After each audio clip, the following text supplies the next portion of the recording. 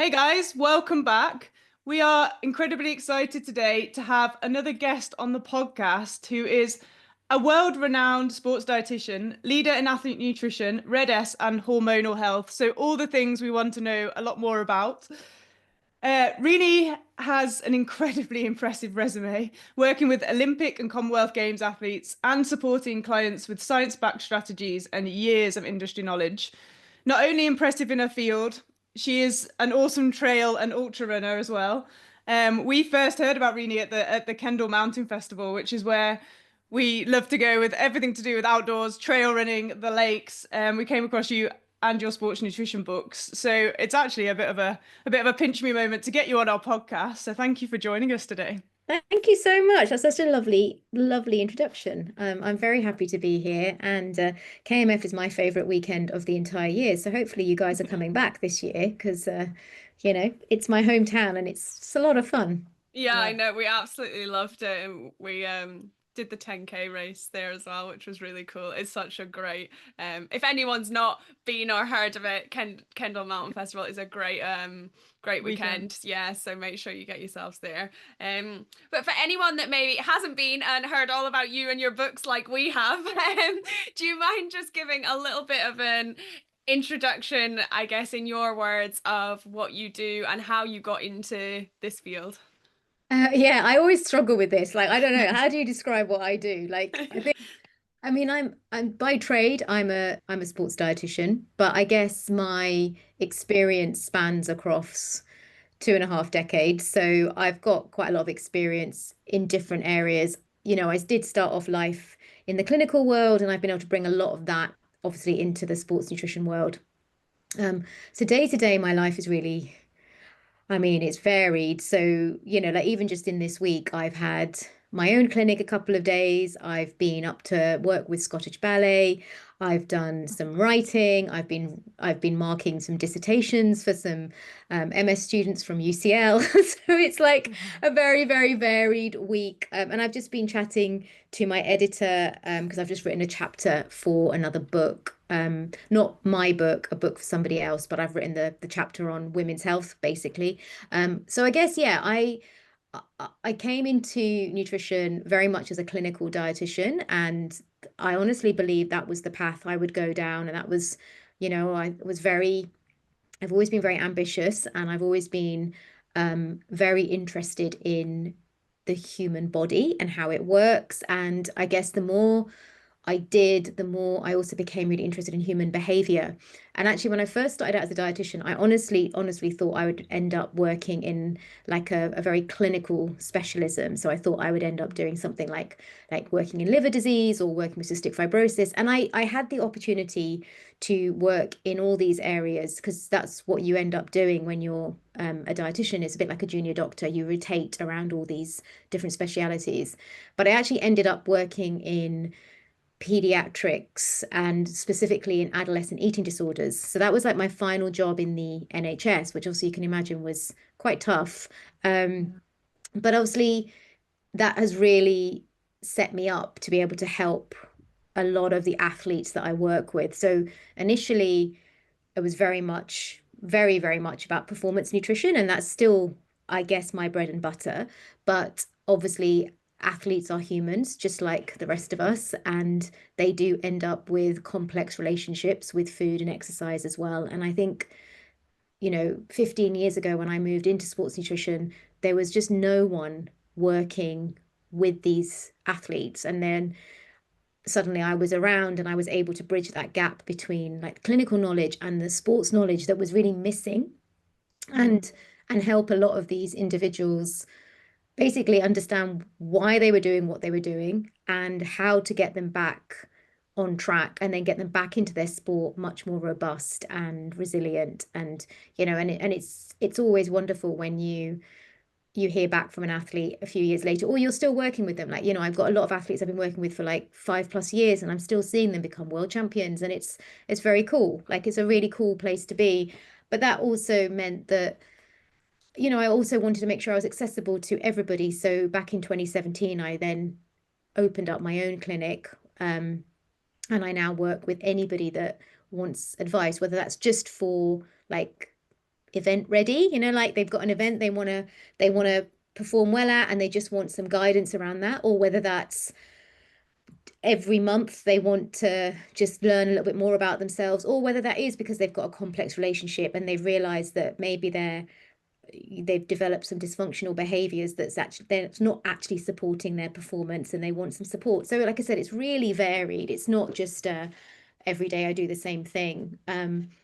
And now I have a team of amazing practitioners that work under me, so I do a lot of clinical supervision for them as well. And like I said, it's really nice to kind of be able to do such a varied job and be able to offer so much back. So even like marking the dissertations, there's something really nice about being able to like read what a student has pulled together.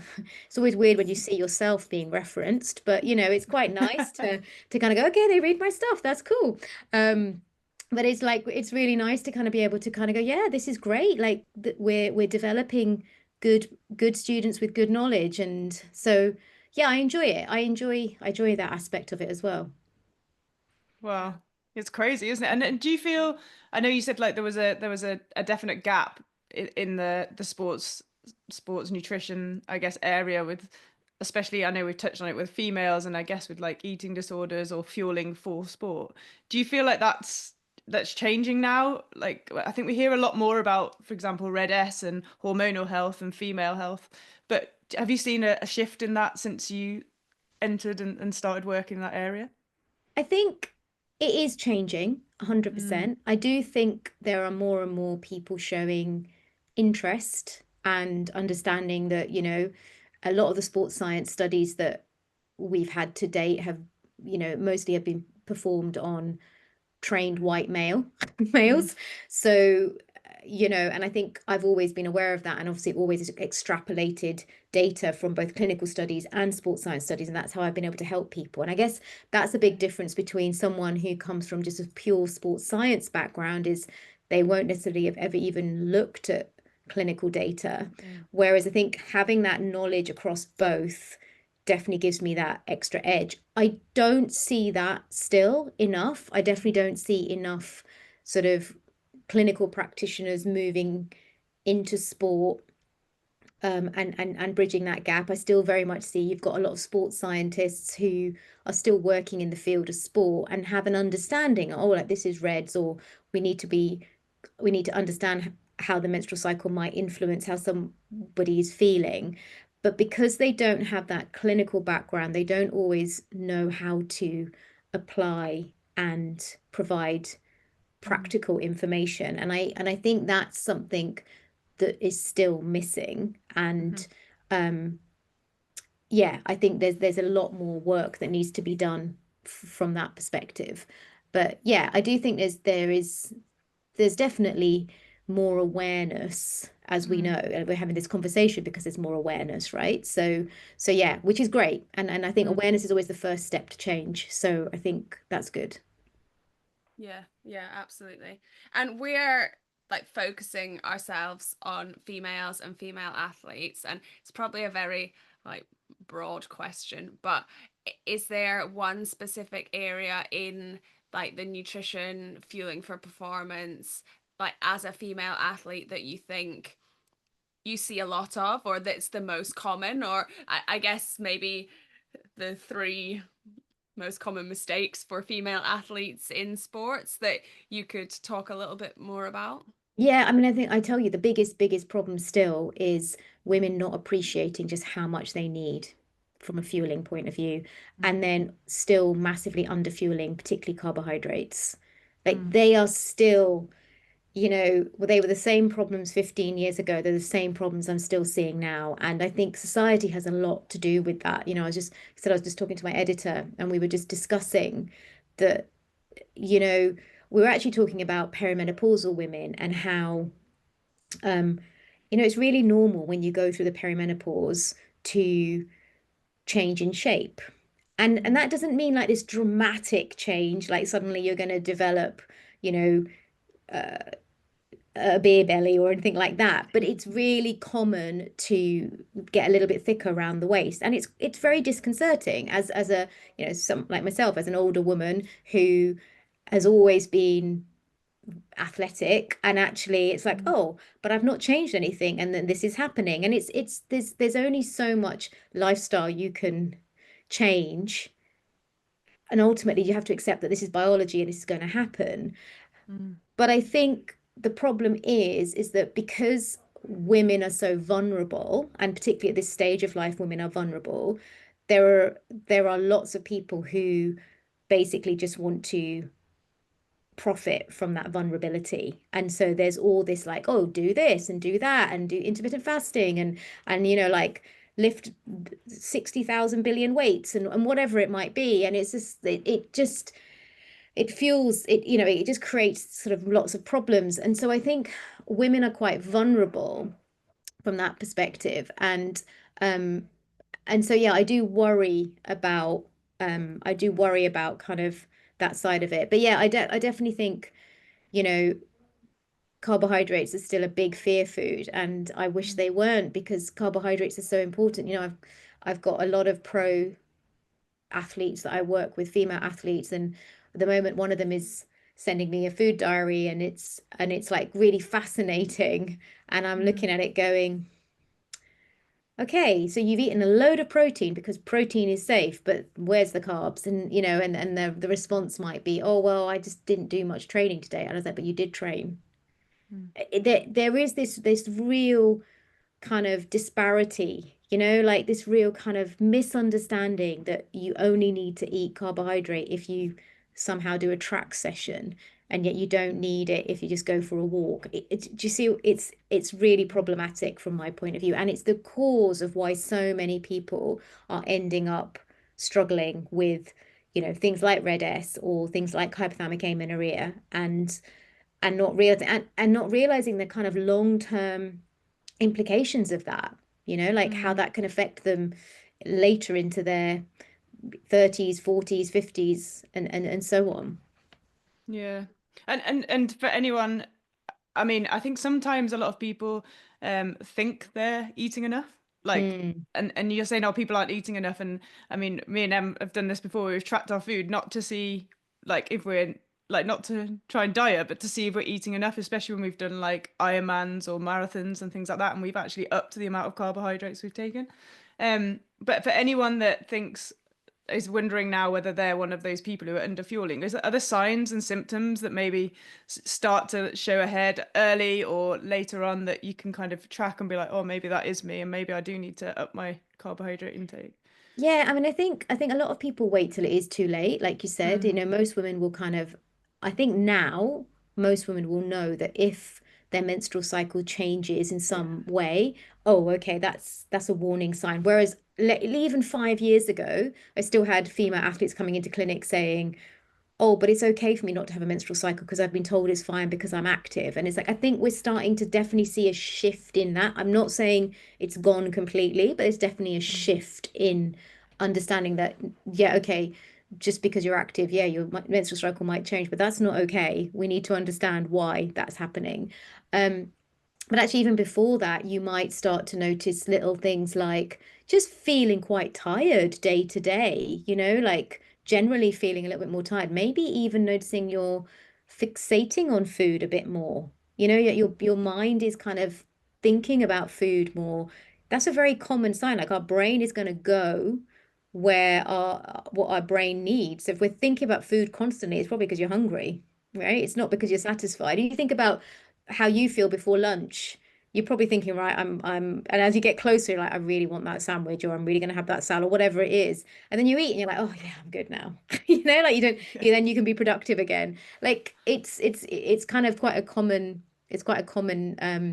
symptom. And the other thing would be that you might not be seeing the progression that you'd expect to see. So for example, if you are, you're doing like track sessions, or you're doing some stuff in the gym, and you're just not really progressing. You're not seeing the kind of changes in strength that you would hope, but also you're not seeing the muscle mass definition that you would expect to see based on the fact that you're doing what you're doing, and that in itself is a telltale. Something's a bit off if I've been doing this and suddenly I've reached a plateau, or actually I'm not seeing any changes at all.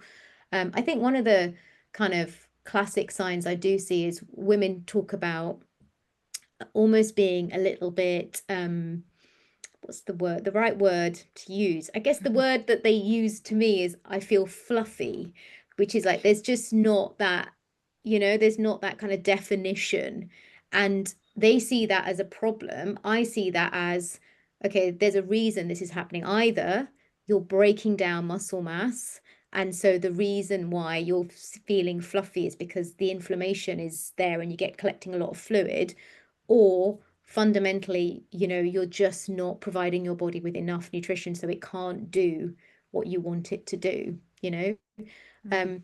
There can often sometimes be like a lack of motivation as well. Your motivation drops. Like we all have days where we're like, oh, I don't want to do this. Like I felt like that today because of the weather. I was just like, I really don't want to go out in that. But that's a one-off. Like I'm like raring to go, so it's fine. But also like not recovering, between training sessions. If you're noticing that you're sort of feeling more achy than you should do, and you're not sick, you're not deficient in vitamin D, then that's a probable sign. So these are like very like early signs that you would see. Obviously, longer term, there would be changes to your menstrual cycle potentially. Like you might notice the flow changes, so the periods get lighter. You might notice that the cycles get longer or they get shorter, and then they might stop altogether. But any change from the norm for you is definitely not, like you should definitely not ignore it. A one-off, okay, might happen, but if it happens month after month, don't wait for it to stop. Like, so for example, women don't realize that it's not just about having a bleed every month. Like I know a lot of women say, oh, that means I've had my period. But actually we have a lot of women who have, like 21-day cycles, 22-day cycles. If you've got a shorter cycle, it suggests that maybe you're not ovulating, and we have to understand, why are you not ovulating? Is it a functional reason? Is it a lifestyle reason? Or is there something more complicated going on that you need help with? So it's not like, it's not, we're not automatically jumping to the conclusion that you're not eating enough, but it's being able to exclude why this might be the case. And it's not okay to just think, oh, I have a bleed every month, so I'm okay. It's understanding, well, what does a normal cycle look like? And and similarly, if it's later, that might suggest that, again, your ovulation is delayed. And well, why is it delayed? It's delayed because there has obviously been something that's caused that delay. And although none of this might be problematic in your early 20s, when you get to your 30s, maybe, and you're starting to consider to have a family, you don't want to be trying to work it all out in that moment. And again, we do see this quite a lot. We have lots of amazing women that come to our clinic. They've either been on hormonal contraception, their whole 20s, which is absolutely their choice. And I'm not saying anything that they shouldn't do that, but just assume that everything's okay, because why wouldn't you? But actually have probably spent years not eating quite enough, maybe doing a bit too much. They get to their mid-30s, they decide they want to have a baby, they come off their hormonal contraception, and oh, they've got no period. And then it's like, oh, now we've got to work out why that's the case. And also, when did it change? Like because of the hormonal contraception. And so all I would say is, if you're somebody who knows that at some point you want to have children, I definitely would just make sure you've got enough time to really kind of give your body a chance to make sure that you can get your fertility back. And some women will be fine. They'll come off the hormonal contraception and immediately they'll get a period and it'll all be fine. So we're not going to be all doom and gloom, but I think it's just understanding that there are lots of things that can mask it. And so you don't always know if there's something right or something wrong going on. But I guess the other like longer term consequences of not fueling enough will be your mood. Your mood will just tank. Like there's often a mood, and then you can start to get some like psychological involvement. You start to notice a higher level of anxiety. You might get digestive issues. So we find with runners in particular that suddenly they start getting an increased gut permeability, so that every run they go on, they have this like real kind of compulsive need to go, but only when they go running, for example. you might start noticing real issues with injuries. So that could be like recurrent ligament and tendon damage, or worst case, it could be more bone stressy, which obviously, you know, it's not great for anyone. And I guess worst case is then starts to get things like peripheral nerve damage. So you get like some nerve pain that is due to underfueling, and actually you get kind of damage as such. And fundamentally your performance starts to deteriorate. So there's a lot of list there. There's a big list. I think that's the thing to remember, is that like underfueling, you know, ultimately our body needs energy to be optimal. And how much energy we need will depend on so many factors like our lifestyle, but also our genetics and also our body composition. So the more muscular you are, the leaner you are, the higher your energy requirements. Whereas, you know, if you've got more like fat mass, then you've got two people that weigh the same, but they're both different in terms of body composition, it's important to remember that there is that kind of the difference between them is that someone with more fat mass will have lower requirements, for someone with a higher fat-free mass will have higher requirements. And so if you're doing a lot of sport, the likelihood is you're going to have more fat-free mass, and so you're going to need more energy, and you're going to have to keep changing that too. That's something else that people forget, right? Like you start doing stuff in the gym, 20 weeks later you've a bit leaner, and then you still keep eating the same thing, and it's like, well, that's not going to be enough because you've put muscle mass on, which means you're metabolically more active. So actually you need to increase your energy intake even more. And I don't think people think that. They just think, okay, well, this is working for me, so I'll stay here. And it's important to kind of think outside the box. Yeah, no, I mean, so much advice there. It's brilliant.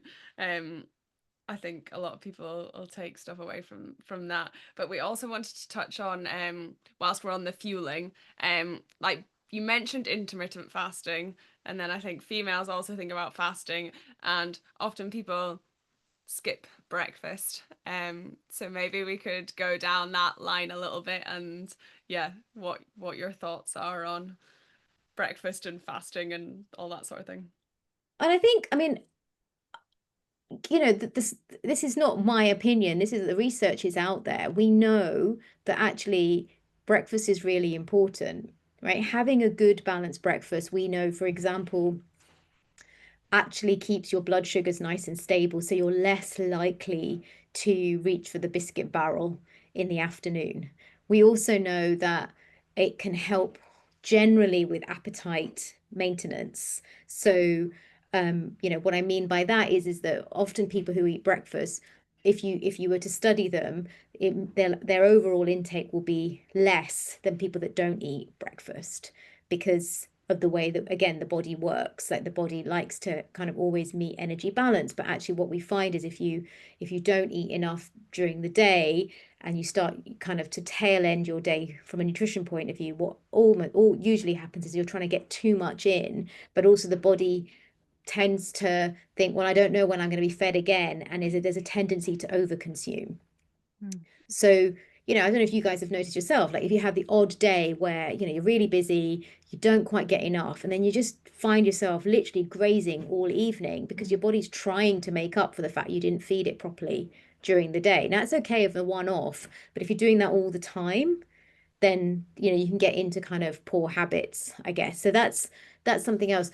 In terms of fasting, I am not a fan of intermittent fasting at all. I don't think it's good for anybody. And actually, there was a new paper that came out earlier this week, and it was looking at the consequences of intermittent fasting. And actually, what it showed was that there was a real increase in risk of cardiovascular disease in people who participated in intermittent fasting in comparison to people who didn't. So that was quite an interesting, like, it was really interesting. Like, it's something I've never been a fan of, but it's really interesting. I don't know the complete mechanism. It could just be that because when you do intermittent fasting, obviously you're usually having this big period of time where you're not eating. And although there's a lot of talk about how that improves your blood glucose, and there's a lot of talk about how that improves your, you know, anti-aging and all these crazy things that people say, ultimately the human body likes to be fed. And so, and if you just stop for a second and think about what the human body is, it's a series of chemical reactions that all interact with each other. The human body knows exactly what to do. It knows exactly how to behave, right? You know, when we're tired, we know we need to sleep. When we're cold, we know we need to put a jumper on. When we're thirsty, we know we need to drink. You know, when when a female gives birth, her body knows what to do. Like, we don't have to control the human body, and yet that's exactly what everybody's trying to do. And so so I think personally, this big gap of when you don't eat, we know it can increase your cortisol level. And obviously, if you have elevated cortisol levels for too long, cortisol being your stress hormone, then that does tend to have, you know, it tends to work on a feedback loop, which I think probably does then increase your production of certain other hormones that will then probably have an impact on your cardiovascular system. That's kind of my biochemical knowledge, kind of thinking about it from that perspective. But so I'm not a fan. And I think for women in particular, we know that the female body is very sensitive to any threat. And obviously fasting, starvation, whatever you want to call it, is a threat to the female body. And so we also know that the female body will turn on compensatory behaviors in order to cope with that. So once again, if you're doing fasted training day after day after day, then you're just putting your body in a place of high stress and high threat.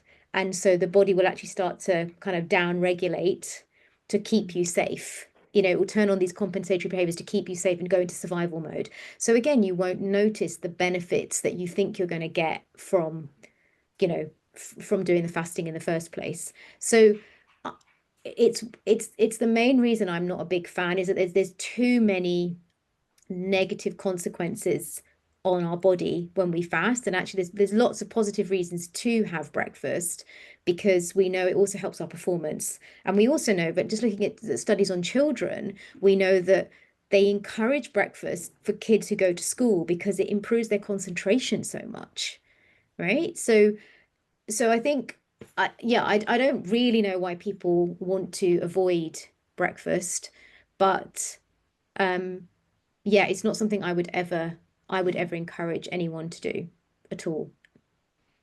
Yeah. It is interesting, isn't it? And I think like probably all just like blends into that whole influencer, like social media, like, you know, someone says something, everyone jumps on that trend and that bandwagon. And there's lots of trends, especially in nutrition, and then especially for athletes and sports. And it must be quite hard in a world of social media and so-called experts online to be the voice of like reason with scientific evidence to back it up, and the experience as well. How do you find handling that culture? And also maybe for anybody that is looking for a coach or does follow somebody online, what should they be looking for? Or I mean, that might be a really hard thing to answer, but I feel like I find it hard enough with like when we train and coach people to try and support them and say, I probably wouldn't listen to that person because it can be quite controversial and people always have their own views and their own experience. But I mean, you are very highly educated in this area, so it must be quite frustrating for you, I should suggest. Oh yeah. I mean, I throw my phone across the room several times a day. Oh, I don't know how to answer that question, Faye. Sorry, I know it's really annoying. And when I was saying it, I don't even expect you to answer it. I guess No. just like your frustration at maybe looking at social media as an expert in this Yeah, area. no, I completely hear you. I think, do I handle it well? Um, you lot don't get to be behind the scenes, but I I think what I really struggle with is I never set out to be I never set out to be a voice of reason, if I'm honest. Um, I I got annoyed early on with the um poor advice that was being given on social media. So I didn't join Instagram until like 2017. And when I did join, I remember joining and thinking, what is this?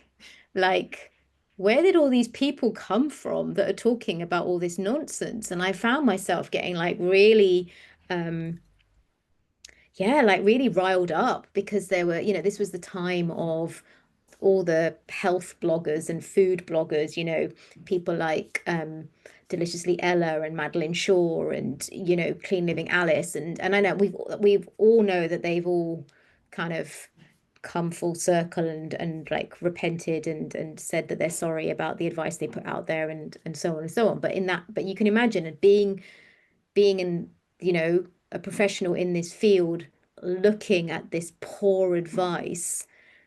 I remember calling some of them out and then being called a bully for calling them out. And I'm like, no, I'm just calling it out because you've said almond milk has vitamin A and vitamin D and it doesn't.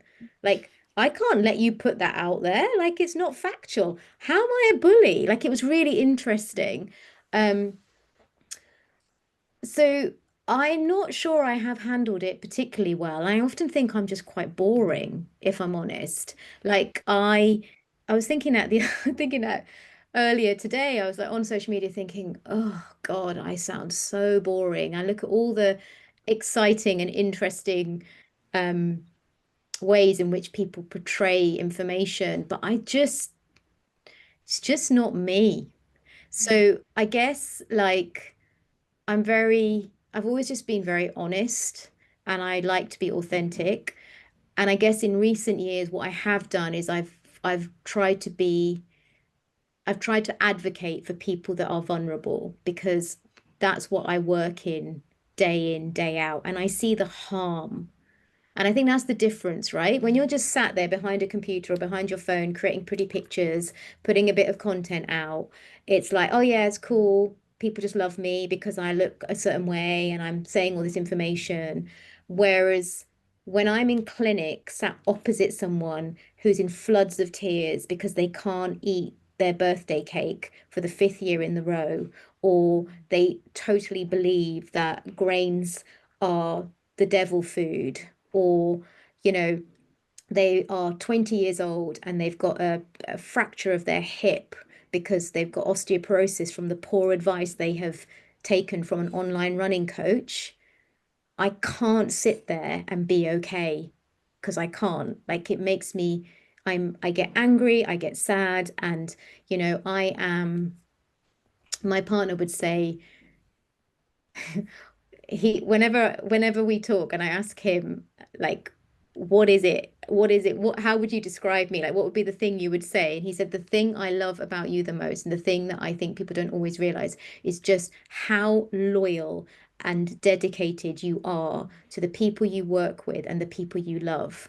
And I he says I've never met anybody who's so compassionate, who gives so much and cares so much. And I think that is just how I am as a human. And maybe that's come from my own personal life and background that has not been easy, but I can't bear people suffering. And so I think that's the difference, is right when you're sitting in a space working with people, holding them when they're in a place that's really hard and you're sat with them for months and months and months going through that with them, you understand what it means to be responsible. And so everything I put out, I just think, okay, yeah, it might be boring, but it's responsible. Like I think the other day I made a comment about weight loss jabs, and someone criticized me and said, it's none of your business. I was like, no, it's not my business what this person does, but it is my business to inform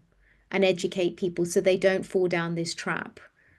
And that I will always say. So I don't find it easy, and I have to limit the amount of time I spend on social media, and I'm just going to be completely transparent about that. I get affected just like everybody else, but I get affected because I I think sometimes I think I work so hard at this, but I'm never going to be as popular as X because I don't have blonde hair and I don't prance around in a crop top and I refuse to do gimmicky videos. It's just not who I am.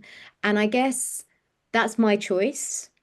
But if I didn't live by my values, then I wouldn't really be a very good practitioner. So that's kind of where I'm at with it. Yeah, I mean, that was an incredible answer to a very like difficult question, but I think it's nice to hear behind the scenes how you actually feel about it, because I think there's a lot of people, whether it's mums, whether it's coaches, whether it's athletes themselves or friends of people who you can see and maybe working with people that maybe aren't the best for them. It is very hard to navigate such a complex world. It's really difficult, and I feel for people. I really do. Like I mean, even, like you said, you get confused. I get confused.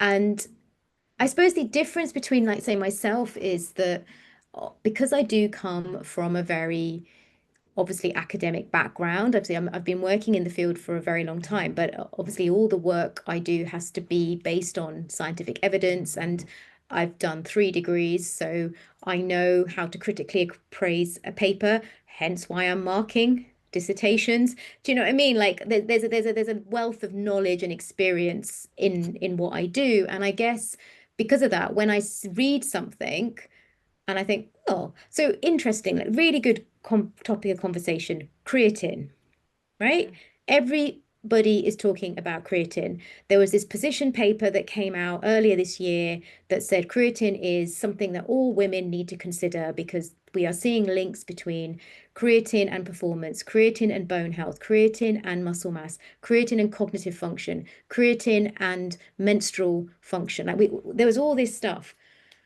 And I kept getting asked about it, and I was like, okay, well, I've not read any of these papers, so I better go and do my due diligence. So I went away and I read all the papers because I always want to be able to give people the advice.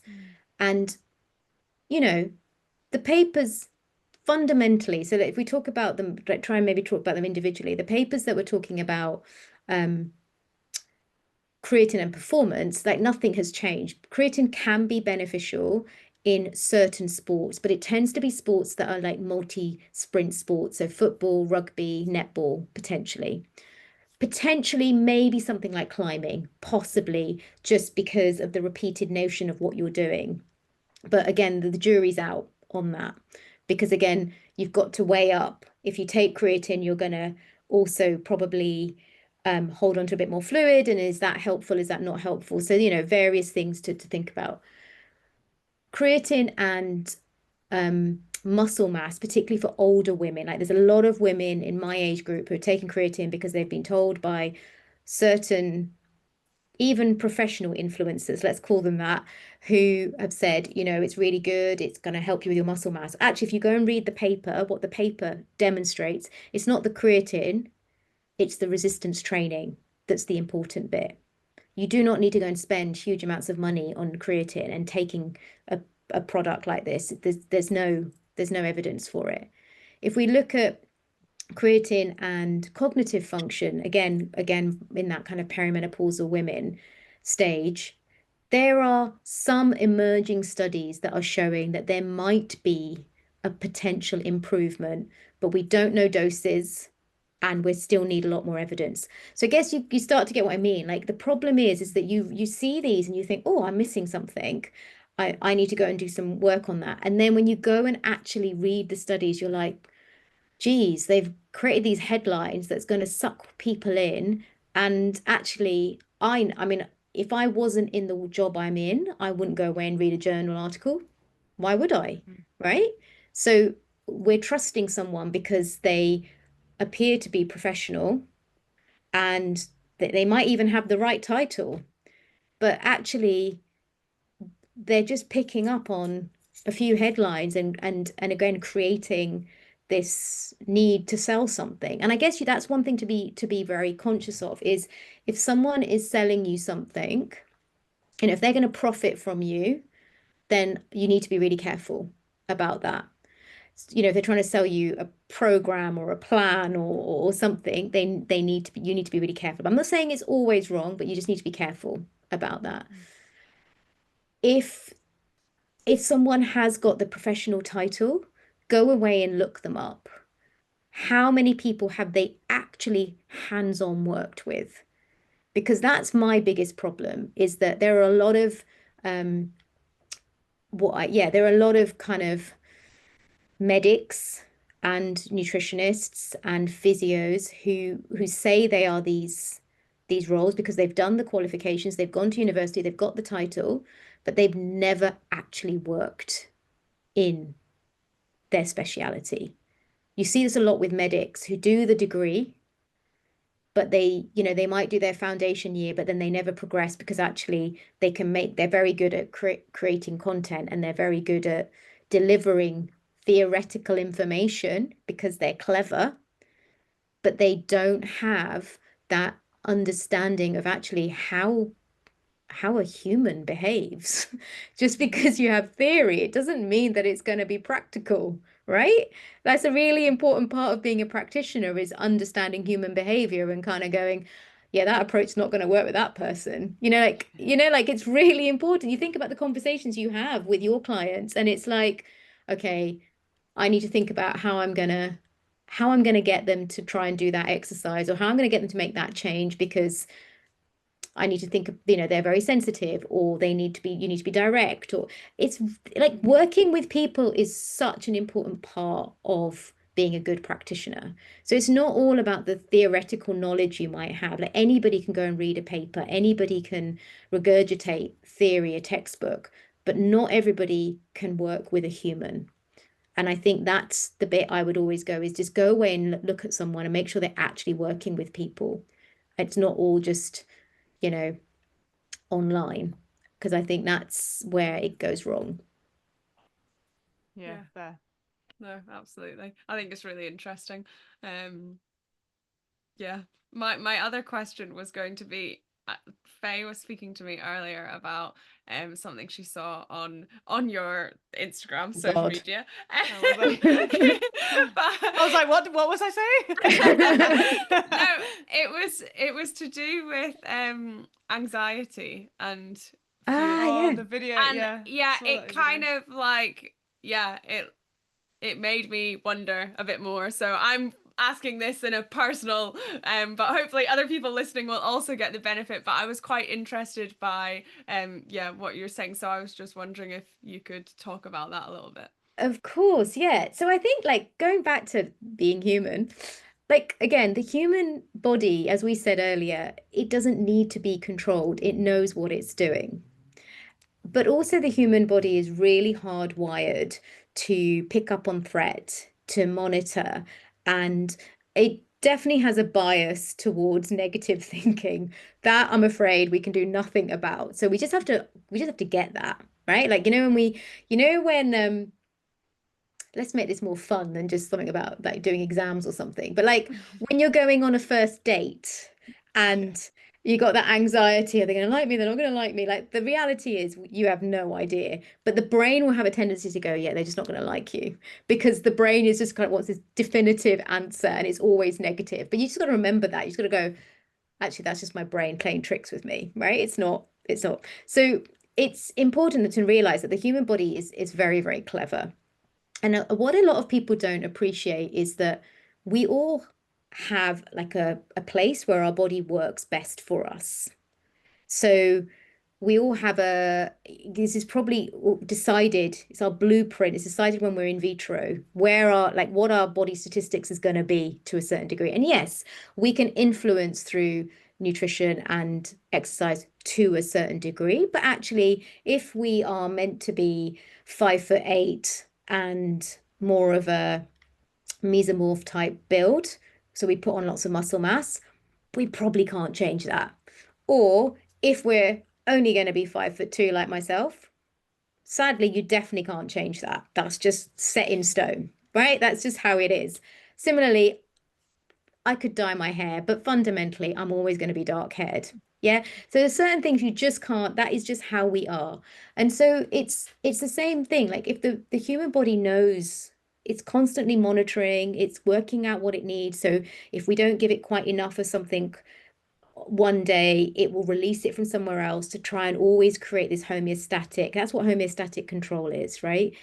But obviously, there's only so much it can do that. And it gets to a point, if it's tipped too far, then it will start to send out warning signs. And anxiety is one of those warning signs. So a lot of people don't appreciate that anxiety is our response to threat. And if we're hungry, it's threatening to the human body. And so what people often notice is an increase in anxiety, but they don't understand that that anxiety is linked to being hungry. You know, like I want to try and explain this in a really practical way. So a lot of people, I think, and I'm not talking about people that's come to me, I think a lot of people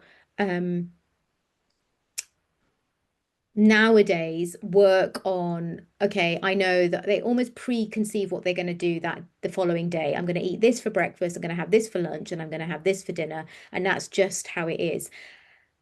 And people who are very rigid for whatever reason, they won't be flexible around that. So, you know, they might have their breakfast. I might have my breakfast and go, actually, I'm still really hungry, so I'm going to actually eat a banana or I'm going to have a bit of toast. Some people can't do that for whatever reason. Like they've decided they're going to have this, they're going to have that. So they don't always realize that actually their body is telling them they need food, they're hungry. But what they will find is that they get a heightened anxiety. But instead of appreciating this anxiety is related to not having enough fuel, they'll think, oh my God, I'm anxious because there's something wrong with me. And again, if we believe there's something wrong with us, we try and fix it, right? And so sometimes we'll think, oh, I'm anxious because I don't feel good enough, or I don't look good enough, or I'm not performing hard enough.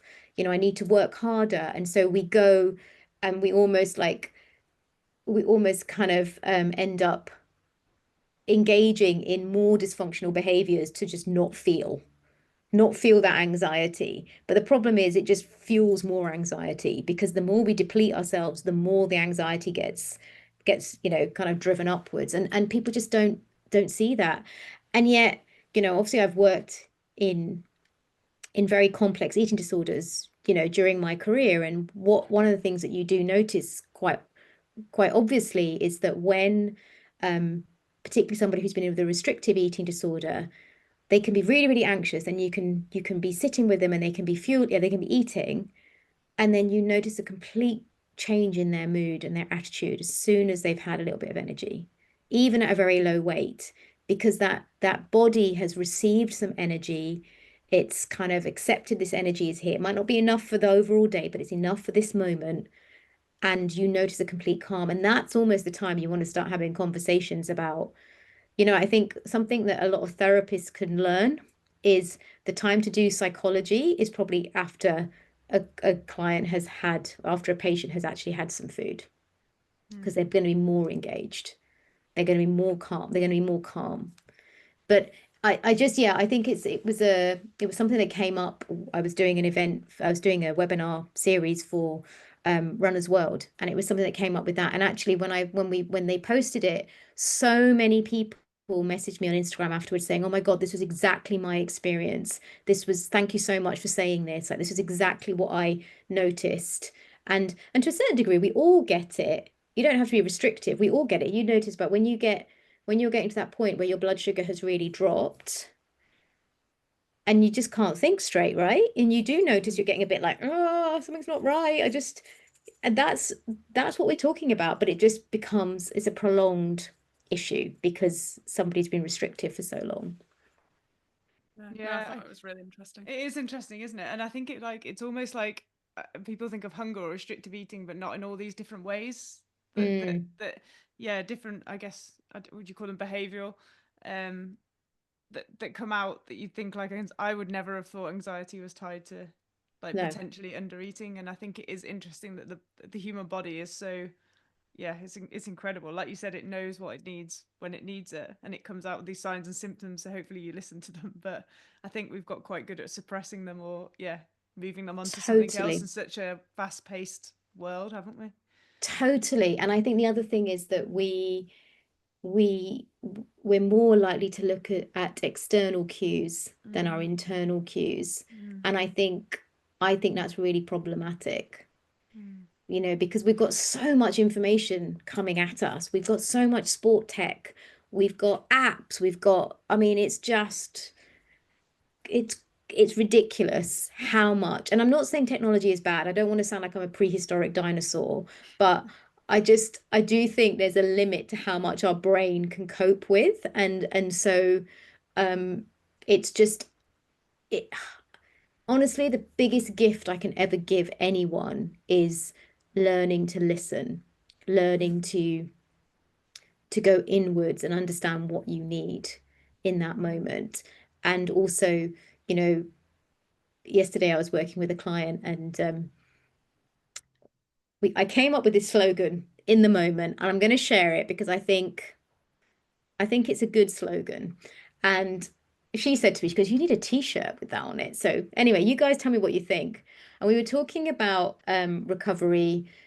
She's been in Reds for quite a long time, but she's turned a real big corner in recent weeks, and it's been really great to see. And she was saying, I just feel calmer. I feel like I can let go, and I'm starting to realize what's more important. And I said, sometimes it's really useful to imagine yourself on your deathbed and look back and think, am I going to be worried about the number on the scale, or am I going to be worried about the amount of times I missed out on eating tiramisu? And she really liked that as a slogan. And I thought, yeah, I think that's pretty good. Like tiramisu is quite important in our family. So we were just like, I think that's really important. You will look back and you will regret the times you didn't eat cake or pudding with your loved ones, but you will Yeah. never look back and think, oh, I'm so grateful that I hit that number on the scale because it's just not important That's at so all. true.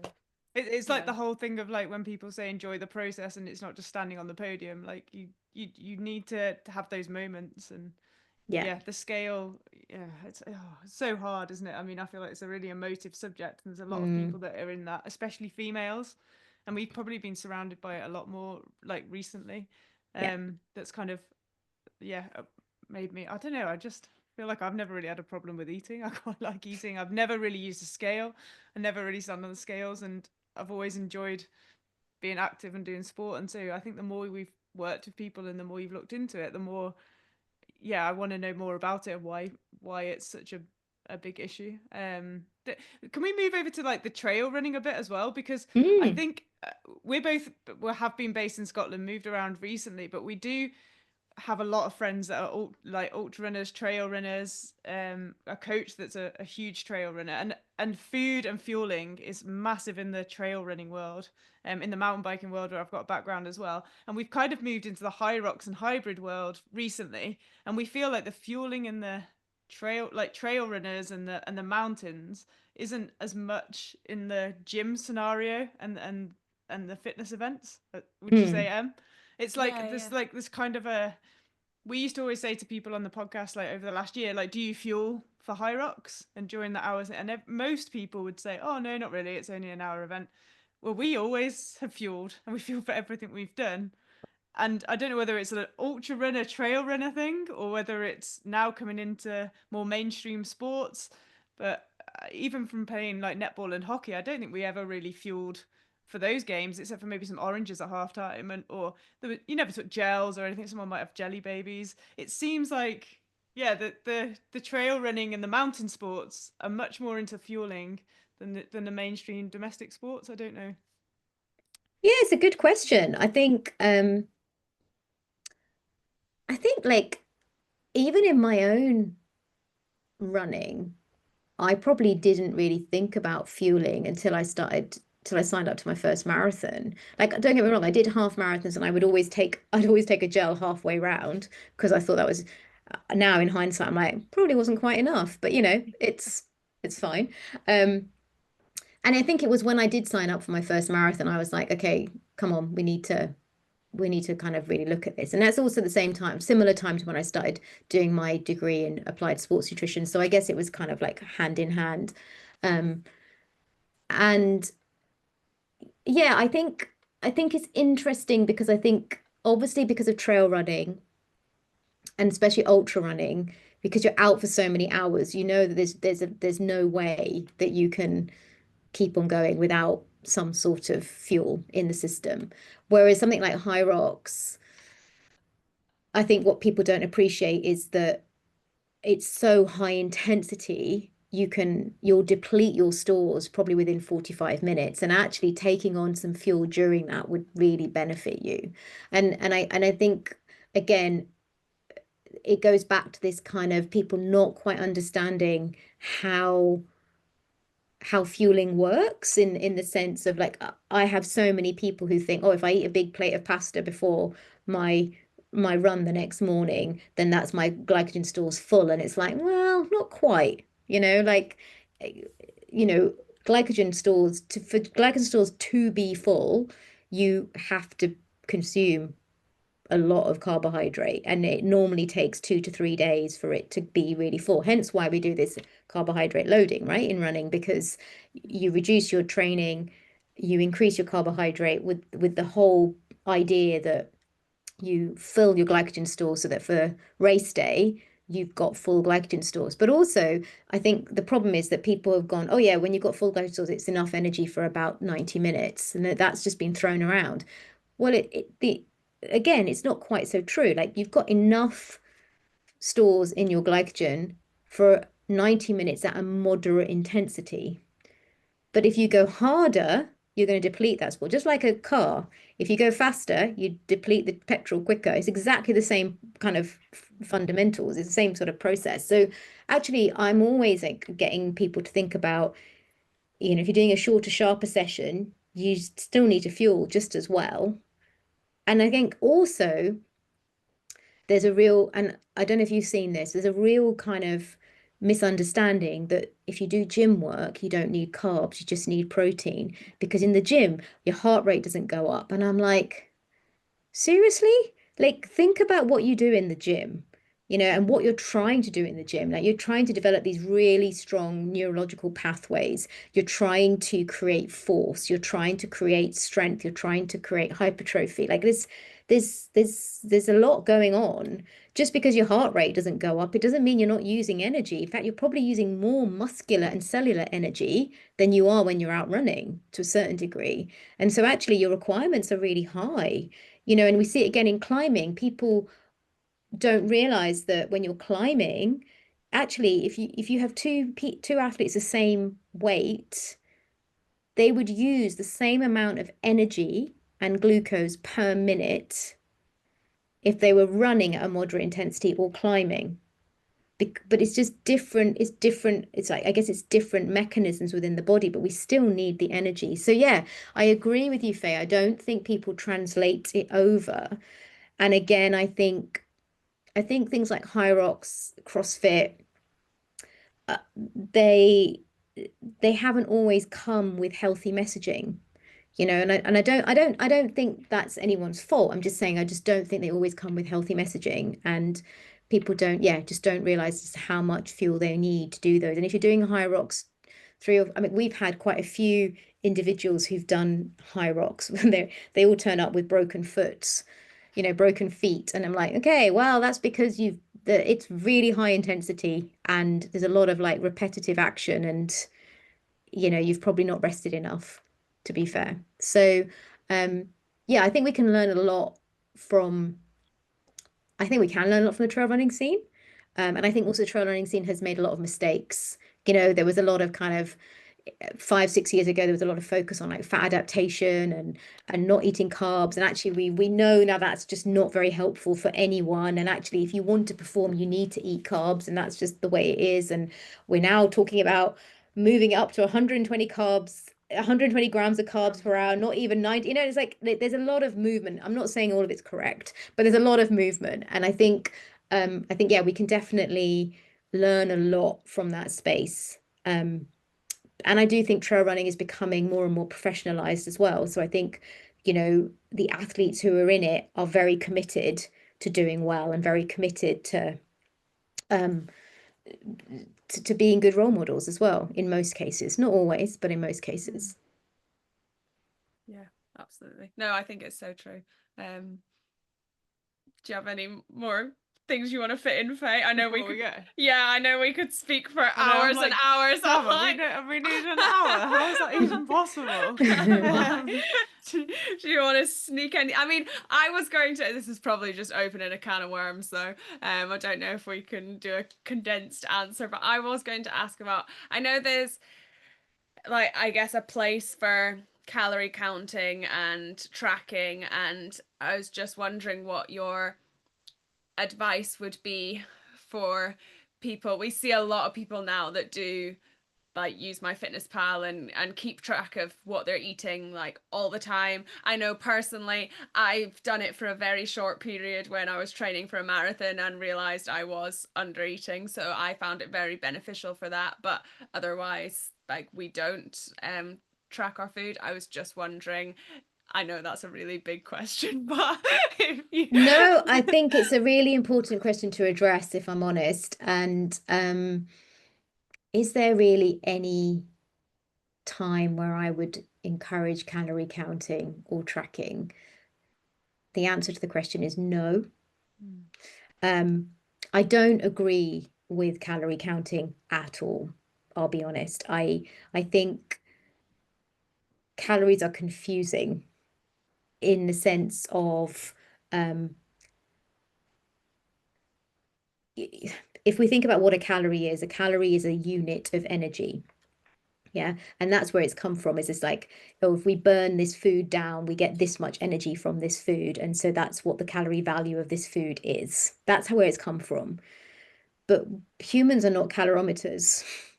You know, humans are these complex, they say complex chemical reactions. And so actually what we know is that there are certain foods that we can't digest as well. So we don't actually get all the energy from it. So for example, high fiber foods, there's a big component of high fiber foods that are undigestible to the human body. And so we won't absorb that energy. Yet if you put it in a calorimeter, it would still give you this number. So nuts are a really good example of this, right? So nuts are high in fat, and people avoid them because they're high in fat, but they're also really high in carbohydrate. Sorry, they're also really high in fiber. Yeah. So there's actually there's a big percentage of nuts that we just can't absorb because of the high fiber content. But the essential fatty acids that come with the nuts are really important for our general well-being. They're important for our cognitive function. They're important for preventing fatigue. They're important for being anti-inflammatory. But people avoid it because they just see it as, oh, it's a high calorie value food, you know, per 100 grams it's 600 calories or whatever it is. It's like, well, actually, but we don't absorb all that, right? So true. It's whereas, and I think this is where I got frustrated with it. It was years and years and years ago, and we are talking years ago when I was relatively newly qualified.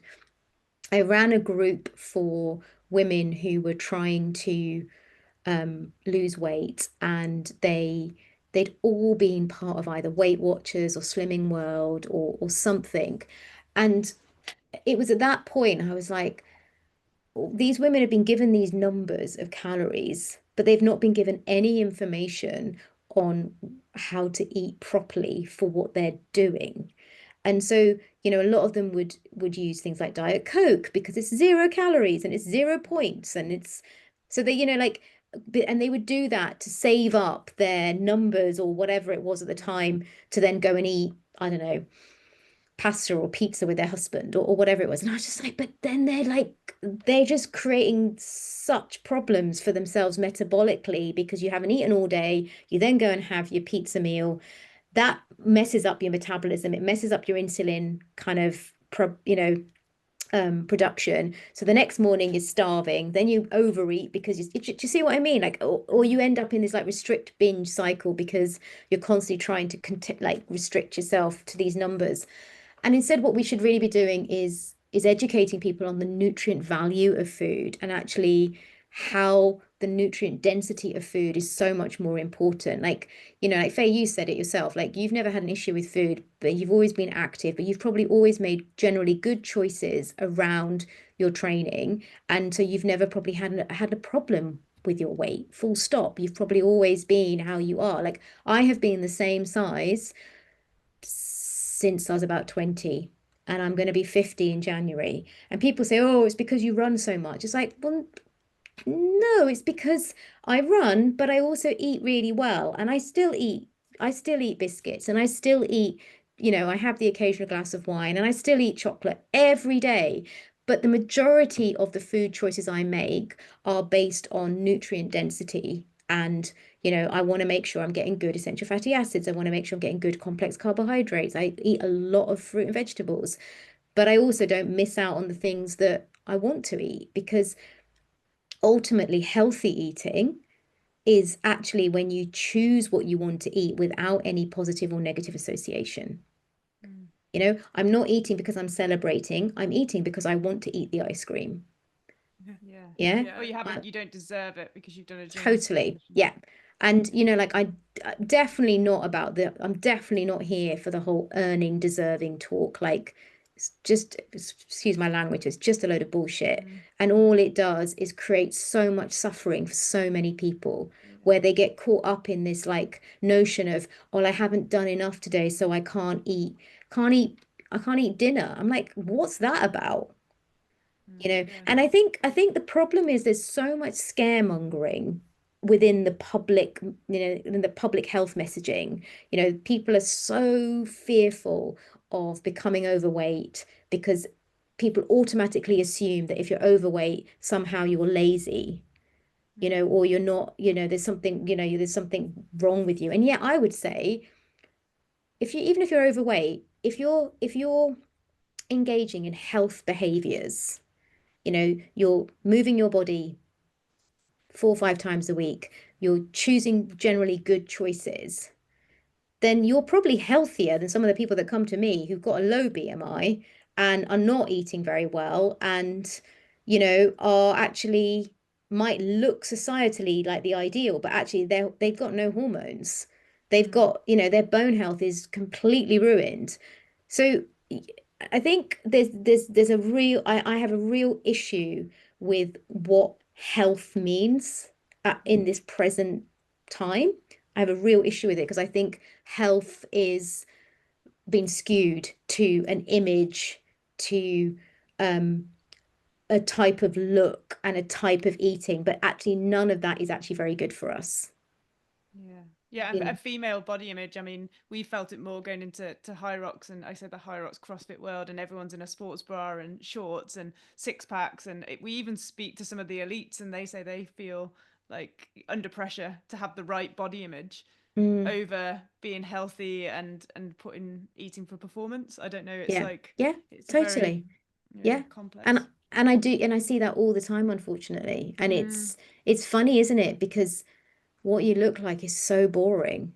Yeah. You Yeah. say what was that thing you said? You said what you It's, look like is it's the boring. It's least actually it's the least Absolutely. interesting thing about you. It that really is such is. you should put that on a t-shirt. Yeah. That's But what Yeah. should go on the back of a t-shirt. but it's so true, right? Like when Yeah. you go to a party, do you go to a party and go, "Hi, yeah, my name's Renee and I weigh."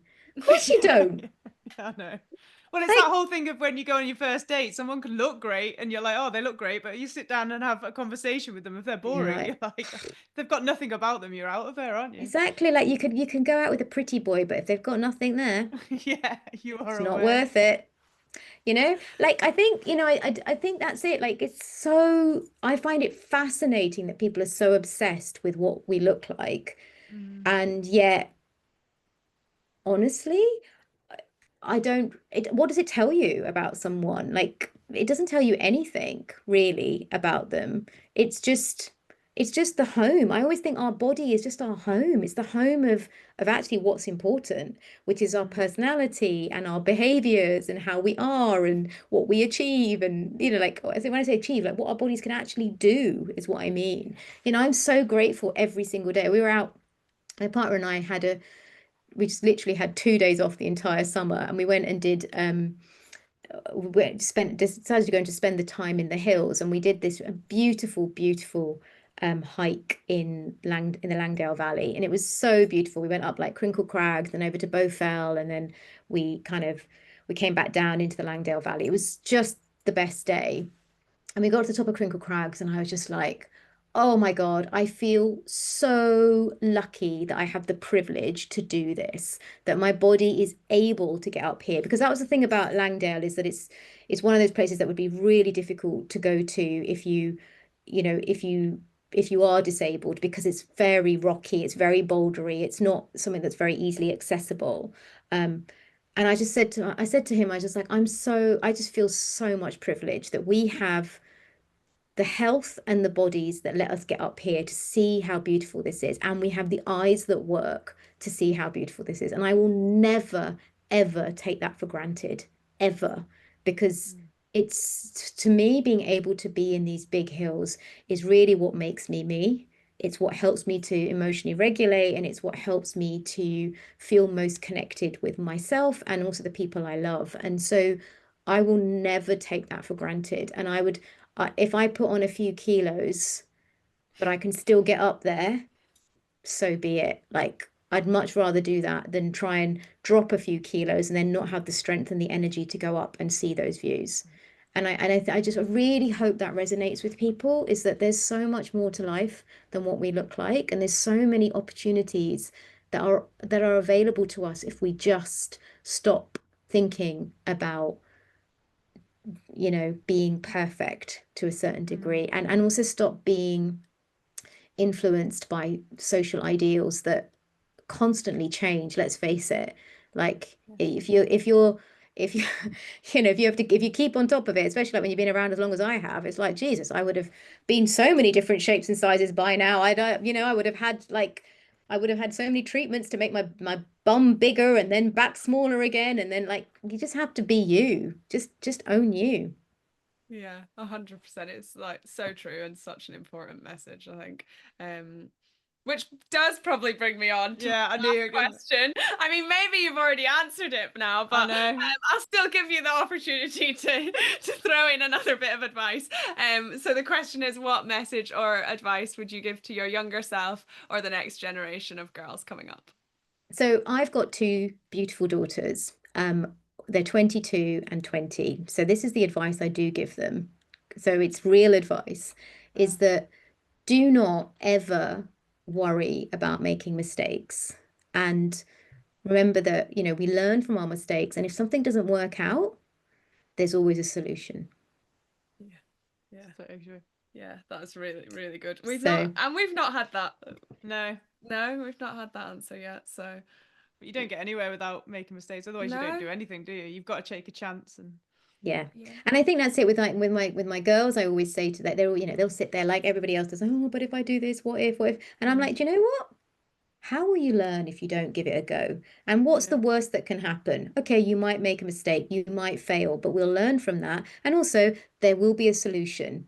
And I think maybe giving that confidence to fail is why they have both been able to go on and, you know, and take so many chances with their lives. You know, I've got one who lives in Australia, and one who's just finished top of her year in her degree. Like, well, they put themselves out there because they know that it's okay to fail, because I'm not going to judge them, you know? yeah, I'm just going to lift them back up again. So I think I didn't have that growing up, and it was something I really wanted to give my kids, and yeah, I feel good that I've been able to do that for my girls.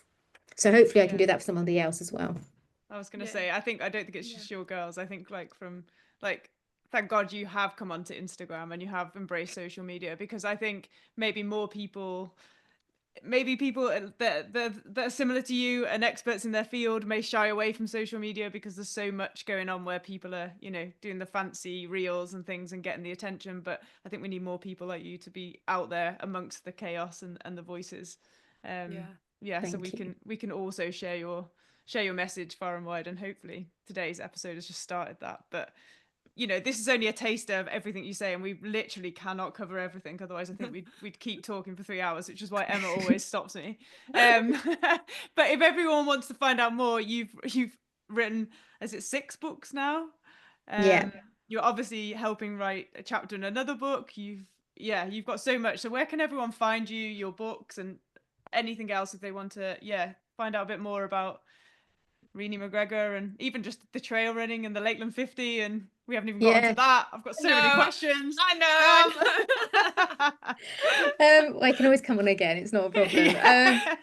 So yeah, I mean, my website's pretty good. It's like reneemcgregor.com, so nice and simple. But yeah, I guess a lot of work goes into the R_McGregor handle on Instagram. Like that's where I put most of I put all the education stuff.